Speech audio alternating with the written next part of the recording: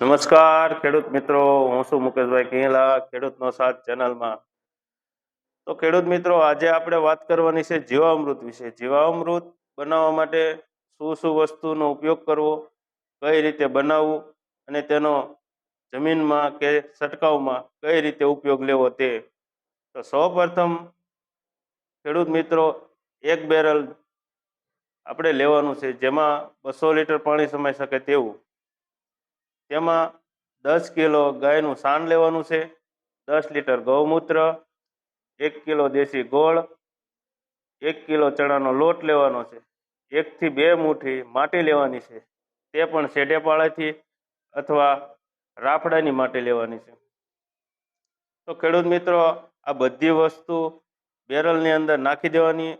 ત્યાર પછી પાણીથી બેરલ ભરી દેવાનું છે અને સવાર સાંજ એક જ દિશામાં હલાવતા રહેવાનું છે.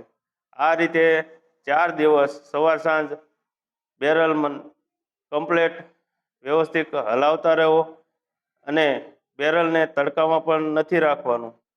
શક્ય હોય તો સાંયે જ રાખવું. 4 દિવસમાં આપણું જીવામૃત આ રીતે તૈયાર થઈ જશે. હવે વાત કરવાની છે કે જીવામૃત 1 વીઘામાં કેટલું આપવું. તો ખેડૂત મિત્રો, 1 એકર એટલે કે 2.5 વીઘામાં આપણે જે એક બેરલ જીવામૃત તૈયાર કર્યું છે તે પિયત સાથે આપી શકાય.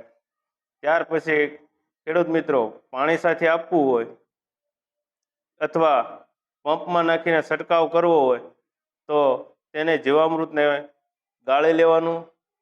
એક પંપમાં 500 ml નાખી કોઈ પણ પાકમાં છંટકાવ કરી શકાય, જેથી છોડનો વિકાસ સારો રહે અને ગ્રીનરી પૂરેપૂરી જળવાઈ રહે.